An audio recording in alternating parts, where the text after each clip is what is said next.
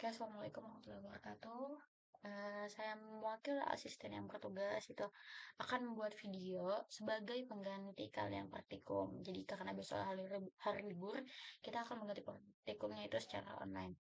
Dan di pertemuan kali ini itu kita akan mempelajari tentang convolutional neural networks atau yang biasa kita kenal yaitu CNN gitu. Nah, kalau kemarin-kemarin kita itu menggunakan datasetnya itu MNIST, dataset yang entah fashion data yang MNIST fashion data ataupun yang MNIST yang 1 sampai 9 berupa angka gitu. Tapi kali ini kita itu menggunakan dataset CIFAR 10 gitu. Dan di sini juga seperti biasa kita bakal buat classifier gambar dengan model sekuensial. Jadi pakainya tetap keras ya, pakai keras sekuensial. Terus juga kita ngeload datanya itu menggunakan yang ini, image data generator, dan juga biasanya itu bisa buat di data augmentation kayak gitu. Augmentationnya itu bisa banget pakai image data generator. Nah, kita itu bakal ngebangun data input pipeline menggunakan yang tadi ini nih, image data generator, buat dia itu bakal bekerja secara efisien gitu. Apalagi dengan data disk untuk digunakan dengan model tersebut gitu. Dan juga kalian mungkin ada yang beberapa yang asing, tapi ada juga beberapa yang sudah tahu gitu ya mengenai istilah overfitting. Jadi di sini kita juga bakal mempelajari gimana sih caranya buat mencegah terjadinya overfitting itu. Biar model kita juga eh, enak dilihat gitu, model kita itu bagus gitu, tidak ada overfitting sama sekali gitu. Nah, yang ini yang aku sebut tadi bahwa kita juga bakal belajar ini nih, data augmentation serta drop. Jadi teknik-teknik utama yang bisa kita gunakan untuk melawan overfitting gitu. Apalagi dalam tugas-tugas computer vision gitu. Buat kita integrasikan ke dalam alur data dan model klasifikasi gambar. Jadi kayak gitu. Kenapa kita pakai CNN? Karena biasanya model data gambar itu kayak ampuh banget nih bisa pakai CNN gitu. Dan biasanya ngerannya juga itu pakainya apa namanya, GPU nih. Karena biar cepat. Kalau kalian pakainya CPU itu bakal lambat banget gitu. Nah, terus kita seperti biasa ya, mungkin Google Drive ini mungkin aku agak sekilas saja biar cepat. Dan kita gantian apa namanya, pakainya per 4 karena ini praktikum keempat. Kalau dari kemarin kan ngikut ya 1 2 3 4 gitu. Nah, terus yang ini kita download datasetnya. Datasetnya itu ada 10 kelas ternyata. Nah, kategorinya apa aja nih? Bisa kalian lihat dari airplane, automobile, sampai pada truck gitu. Dan seperti biasa, kalau kita udah ngasih kategori, udah download, ngasih kategori, kita bakal bagi nih data latihnya. Dah. Kali ini, kalau awal-awal kan mungkin 80 banding 20 ya.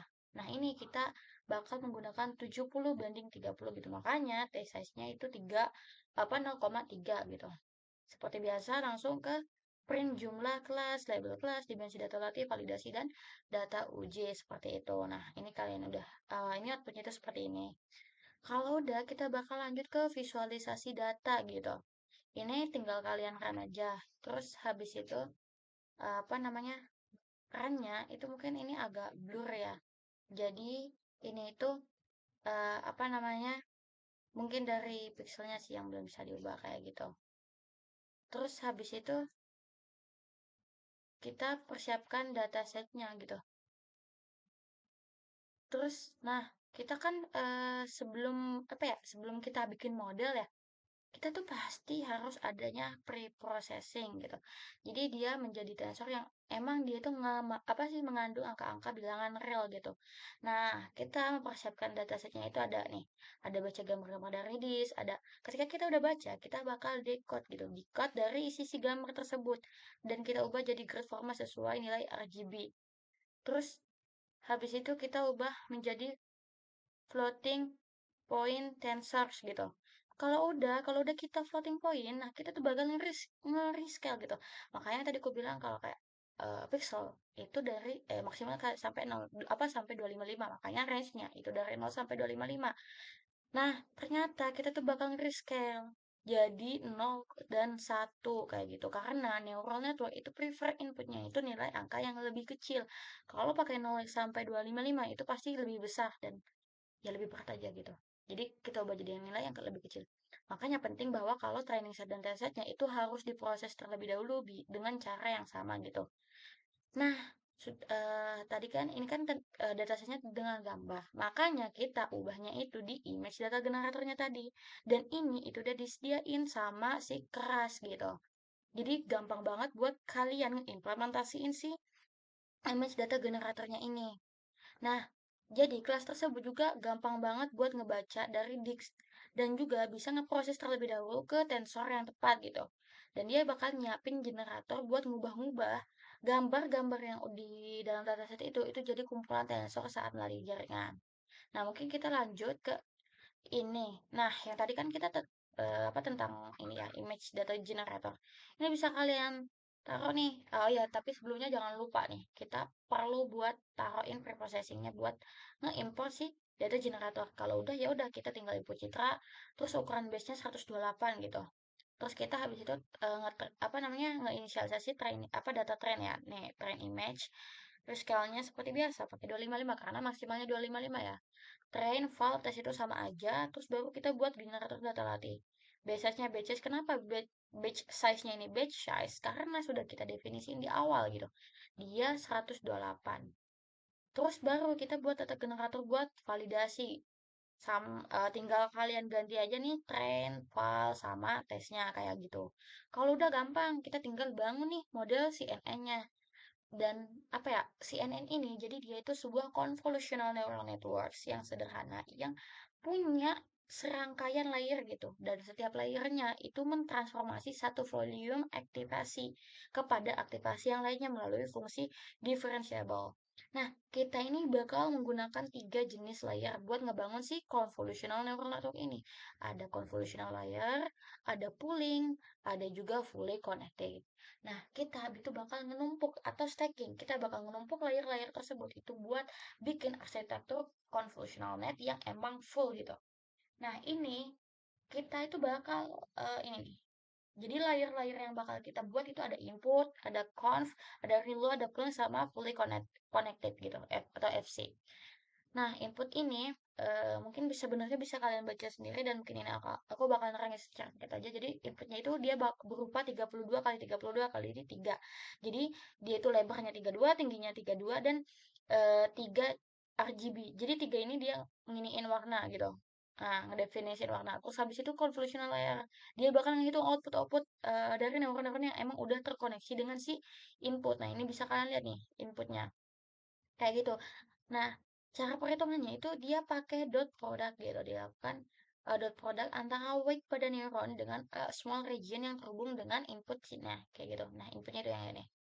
Jadi contohnya itu kita bisa menggunakan 12 filter kayak gitu. Terus apa aja tadi? Ada juga relu. Relu dia ngaplikasiin elemen wise activation function. Misalnya fungsi max 0,x gitu. Dia ngeberlakukan thresholding 0 gitu. Tapi dia nggak membawa perubahan pada ukuran output yang tadi 32, 32, 12. Karena kan menggunakan 12 filter kayak gitu. Terus juga ada pooling layer, photo pool layer. Nah, dia apa ya? Dia itu a down sampling operation, jadi mengurangi jumlah sampel gitu. Sepanjang dimensi spasial. Jadi dia menghasilkan perubahan ukuran pada output gitu. Misalnya 16, 16, 12. Apa namanya? Ngedown sampling kan dari yang ini. Nah, kayak gitu. Terus ada juga fully connected. Dia ngehitung skor nih setiap kelas pada target kelas. Jadi dia menghasilkan outputnya itu ukurannya 1 kali 1 kali 10. Yang dimana setiap angka 10 yang ini dia itu apa namanya, angka itu tuh skor dari sebuah kelas yang merupakan target kelas di dataset tersebut gitu. Jadi umumnya dia terhubung gitu setiap neuron di layar sebelumnya gitu. Jadi convolutional nest itu dia ngubah input gambar nih layer by layer gitu dari pensel aslinya. Dia jadi mengubahnya itu jadi skor setiap kelas gitu pada target kelas, dan juga perlu diingat kalau setiap layer itu memiliki apa? Memiliki parameternya masing-masing gitu. Jadi secara khusus lapisan convolutional atau fully connected dia itu ngelakuin apa? Ngelakuin transformasi. Transformasi dengan fungsi-fungsi yang tidak hanya aktivasi dari input gitu. Tapi juga dia ngelakuin transformasi fungsi-fungsi dengan parameter. Di sisi lain juga ngeimplementasiin fixed function gitu, si relu sama pool ini gitu. Parameternya itu dalam lapisan ya convolutional atau fully connected kayak gitu buat dilatih dengan gradient descent gitu. Jadi skornya kelas itu bisa dihitung secara konsisten. Nah, ini contoh model CNN-nya gitu. Seperti biasa tentunya kita bakal nge-import ya berbagai library di sini pakai TensorFlow kelas ya. Udah bisa dilihat kalau ada sequential, input, convolutional body, dense, mass pooling, activation, flatter, dan juga Adam gitu. Terus kita juga buat model. Nah, buat modelnya itu kita tinggal lihat di instruksi berikut gitu. Ada convolutional block 1, block 2, block 3. Terus juga ada layer flatten, terus fully connected layer, dan juga output layer. Tapi karena klasifikasi tentu bakal sama gitu. Output layernya kita pakai aktivasinya softmax. Nah, di convolutional box 1 itu ada convolutional layer dengan jumlah filter 32, ukuran filter 3x3, dan juga aktivasinya ReLU, dan max poolingnya juga 2x2 gitu. Nah, yang blok 2 itu ternyata ditingkatin lagi convolutional layernya itu jadi 4, tapi sisanya itu bakal tetap sama gitu. Nah, yang blok 3 juga sama nih, dia bakal ditingkatin lagi si convolution layernya dengan jumlah filter 128 gitu. Dan sisanya itu sama ya, kurang filter, fungsi aktivasi sama max pooling itu sama semua. Layer flatten itu udah bakal didefinisiin, terus connected layernya dia bakal pakai 128 dan fungsi aktivasinya itu relo gitu. Nah, ini bisa kalian lihat yang nah ini nih, yang first block, terus ini max poolingnya, terus second blocknya, bisa kalian lihat kan, terus max pooling yang blok ketiga, max pooling blok ketiga, terus flatten, terus fully connected layer yang tadi kita pakai itu 128 sama fungsinya lalu sama lasernya softmax. Terus habis itu kita kalau udah bikin ya udah kita seperti biasa buat nge-compile dulu gitu. Dan jangan kebalik. Kalian biasanya kan kebalik ya antara loss function sama matrix itu kayak mana sih Kak yang ditinggiin? Tentu kita tuh yang bikin nilainya jauh lebih bagus itu tuh dari si matriksnya gitu, bukan si loss functionnya. Loss function semakin rendah dia semakin bagus, tapi kalau matriks akurasi dia itu semakin tinggi bagus semakin baik gitu. Nah, ini ya, matriksnya kita pakainya seperti biasa akurasi. Terus optimizer, ya kita lihat nih, fungsi di mana model ini bakal diupdate berdasarkan data loss function. Terus udah kalau optimizernya karena kalian kemarin juga pakainya ada beberapa nyobain tuh ya ada Adam, SDG dan lain sebagainya gitu. RMS Prop. Nah, ternyata malah Adam kan yang paling optimal. Nah, kita pakai lagi. Nah, ini buat kita nge-save modelnya. Jangan lupa pakai H5 karena ini deep learning gitu. Atau kalau machine learning biasanya tuh bisa pakai PKL gitu. Ini sama aja kayak biasa compile gitu loh seperti kategori biasa. Nah, kalau udah ya udah kita tinggal ngelihat summary-nya. Oh, ini loh convolutional 2D, outputnya gini. Terus yang one terus max pooling. Nah, ini bisa kalian lihat di summary-nya gitu. Terus pelatihan model CNN-nya. Terus, nah, ini kalian tinggal masukin training ke model gitu. Contohnya itu ada train image, terus train label. Terus modelnya itu bakal belajar buat ngasosiasiin gambar dengan label atau target class gitu. Dataset untuk pengujian itu pada array di test image karena kan namanya testing ya pasti ada di tes, nggak mungkin di validation atau di training gitu. Udah kalau mau verifikasi juga sama tapi di tes labelnya itu kalian bisa bisa lihat gitu. Nah, ini kita pakai ekornya 20 gitu. Jadi kalian bisa lihat nih. Dia jalan, terus ternyata ya akurasinya segini. Terus dia bakal berhenti, terus habis ini visual. Oh ya, kenapa itu biasanya kalau dia lebih lanjut itu takutnya overfitting, makanya dia berhenti di epoch ini ya 10 kayaknya. Nah, kayak gitu. Nih, nah ini. Ada dia menggunakan callbacks juga. Terus visualisasi hasil training dia visualisasi hasil trainingnya ya ini. Jadi dia pakainya akurasi semuanya. Akurasi loss fallacy itu diliatin, terus training semuanya itu diliatin. Ini tinggal kalian run aja gitu. Ternyata pas kita lihat itu tuh modelnya itu cuma nyampe di 70% gitu. Gitu. Nah, ini tuh sebenarnya kuasnya itu bisa bisa apa ya? Nggak terlalu jauh sama mungkin bakal beda ya sama yang kalian kalian tapi tetap nggak beda jauh gitu. Nah, ternyata itu 70 gitu. Udah jadi kayak gamenya nah, lihat kan aduh. Nah, apa sih kalian lihat akuasi pada dataran dan evaluasi itu beda jauh gitu. Dan modelnya juga cuma nyampe segini. Ternyata itu tuh ada loh indikasi overfitting gitu. Jadi overfitting itu dia terjadi pada sebuah machine learning yang emang akurasinya itu dalam prediksi data-data baru itu lebih buruk gitu daripada akurasi pada data training. Jadi data training sama pas ngeprediksi atau testing, validation beda. Nah, ya udah, itu udah pasti dong di overfitting gitu. Terus model yang mengalami overfitting dia tuh kayak lebih nginget gitu antara apa data training, lebih nginget sih data training dan juga akurasinya itu lebih rendah dibanding data validasi gitu. Nah, kita coba nih, kan tadi kan kita juga ada tuh yang teknik belajar buat overfitting. Nah, itu bisa pakai ini, ada overfitting, apa ada tekniknya kan. Nah, salah satunya itu ini augmentasi data. Jadi kita apa namanya? Ini tuh salah satu cara buat analisis overfitting tadi dengan nah ini ngelakuin penambahan dataset. Jadi kita punya data training yang cukup terus augmentasi data itu dilakukan dengan menambah lebih banyak data training dari sampel training yang udah ada gitu. Terus tapi transformasinya itu secara random atau acak aja. Jadi tujuannya biar model itu dia tidak akan pernah melihat gambar yang sama persis dua kali gitu. Jadi tentu hanya sekali aja dan dia bakal bantu ngepaparin modelnya itu lebih banyak aspek sehingga mengeneralisasi dengan baik. Nah, implementasinya yang tadi tuh yang pakai image data generator gitu. Terus visual datanya dia bakal nambahin jumlah data training dataset buat kayak ya biar ada data baru gitu biar nggak ini nih nggak numpuk yang tadi mana nih jadi pokoknya biar si nah ini nih biar nggak dua kali gitu dia ngeliat gambarnya kayak gitu terus juga pokoknya nah itu salah satunya ya yang ini apply horizontal flip ini tuh biasanya ditaruhnya juga di sama dan kita ngesetnya itu true ya buat kita ngaplikasiin argumentasi.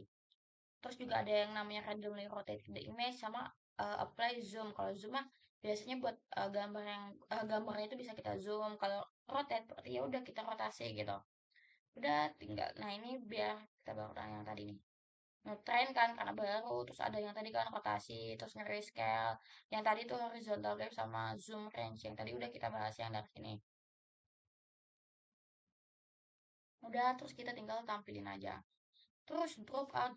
Nah, tadi kan yang pertama tuh tekniknya augmentation. Sekarang tekniknya kedua ya udah tinggal drop out gitu. Dia juga salah satu buat cara ngurangin overfitting. Nah, dia itu bentuk regularization yang maksudnya tuh itu untuk mengambil atau beban yang kecil. Jadi yang ngebuat distribusi nilai bobot itu lebih teratur dan akurat itu dapat mengurangi overfitting. Terus ketika kita mengaplikasikan dropout itu berarti secara random dia itu nge-set sejumlah unit pada layer itu menjadi nol gitu. Tapi pada proses training gitu. Jadi dropout itu dia mengambil angka pecahan sebagai nilai inputnya dalam bentuk nih ada 0, 1, 0,1, 0,2. Nah, itu kayak gitu. 0,1, 0,2, nah sebagainya kayak gitu. Berarti 10%, 20%, 40 kayak gitu. Random lah.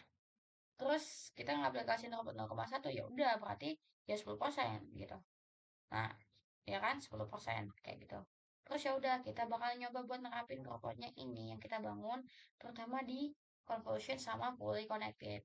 Ya udah kita tinggal bangun lagi tapi kali ini kita terapin robotnya itu 25 gitu.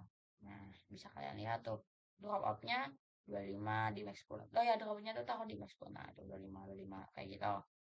Terus baru kita seperti biasa compile lagi modelnya sama aja kayak tadi jangan lupa pakai H5 terus trend model sama juga pakai 20 sebenarnya eh ini sebenarnya bisa kalian isi aja pakai new trend data gain ya kayak gitu terus udah habis itu tinggal kita visualisasi training resultnya udah ini kayak ini tinggal ya plan jalanin ini tinggal evaluasi kayak gitu nggak evaluasi sih modelnya gitu nah ini post testnya itu ya udah kita copy yang tadi tuh yang kita kan buat tuh yang ke CNN sama dulu sama batch normalization gitu kan. Terus tapi ya udah yang udah kalian perbaiki. Jadi jangan lupa juga kasih nama prosesnya. Terus buat kode baru di bawah gitu. Di bawah sih model CNN yang nomor satu terus ubah variabel modelnya itu kan tadi kan ada CNN model satu ini CNN model 2 gitu. Udah kayak gitu. Terus baru ubah namanya eh apa namanya model post test kayak gitu terus modifikasi dari jumlah epoch dropout kalian pokoknya ikutin aja instruksinya kayak gitu terus jalanin terus kalian pokoknya jangan lupa dicermati hasil akurasinya kalau nggak ada penjelasan mungkin bakal dikurangin ya biasanya itu mungkin kayak bagus gitu akurasinya tapi kalau misalnya kalian nggak bisa ngejelasin tentu itu bakal ngurangi nilai kalian gitu. Pokoknya semakin tinggi, ya juga semakin tinggi akurasi, nah itu semakin baik juga. Jadi semakin tinggi akurasi dan semakin bagus penjelasannya itu bakal lebih bagus lagi nilai kalian kayak gitu. Nih, mana ya tadi ya, satu terus nomor satu kan kayak gitu. Kalau misalkan kalian emang ada yang mau ditanyain, itu bisa banget tanya-tanya di grup atau japri ke apa namanya ke asisten kayak gitu. Itu bebas, terserah kalian gitu enaknya gimana. Mungkin itu aja yang bakal aku sampaikan. Kalau misalkan penjelasan aku kurang lengkap, masih banyak yang salah, kita juga belajar bareng-bareng. Aku mewakili asisten yang bertugas itu terima kasih banget ya buat apa namanya, pokoknya semangat buat kalian gitu. Aku mau kasih terima kasih atas kesempatannya. Kurang lebih mohon maaf. Wassalamualaikum warahmatullahi wabarakatuh.